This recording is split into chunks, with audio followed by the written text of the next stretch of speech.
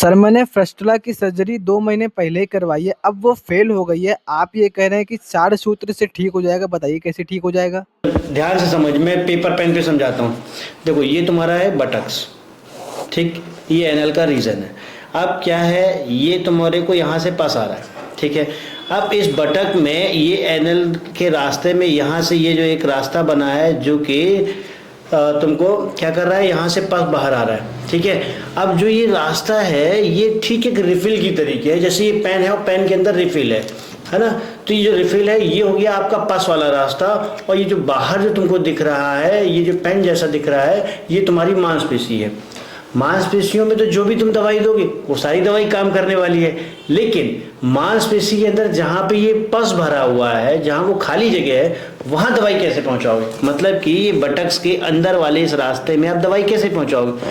यहाँ कोई दवाई काम नहीं करती है। इसलिए अक्सर लेजर सर्जरी या मॉडर्न टेक्निक जो है फिस्टुला के केस में, ये केस रिकरेंट होते हैं। अब यहाँ पे हम कैसे दवाई पहुंचाएंगे? हम लोग क्या करते हैं, हम लोग क्षार सूत्र का यूज करते हैं। क्षार सूत्र मतलब एक धागा होता है, तो उस धागे के ऊपर एक प्रकार की दवाई लगी होती है, और उस दवाई को हम लोग 21 दिन तक तैयार करके बनाते हैं।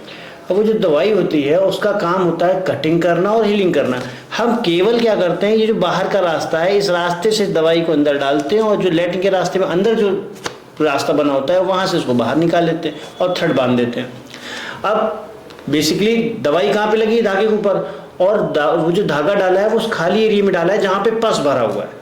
तो जितनी दवाई लगी हुई है उस पस से टकरा टकरा करके उस पूरे पस को बाहर निकाल देती है, और जो मसल्स हमारी खराब हो गई हैं उस मसल्स को क्या करती है, वो साफ कर देती है। तो मसल्स की हीलिंग बढ़ जाती है, और दो मसल्स जो नहीं चिपक पा रही थी, नहीं जुड़ पा रही थी, क्योंकि उनके बीच में जो है क्या कहते हैं पस भरा हुआ था, अब वो धीरे धीरे कटिंग और हीलिंग के माध्यम से घाव भी छोटा हो जाएगा और वो रास्ता भी भर जाएगा। सिंपल सी टेक्निक है।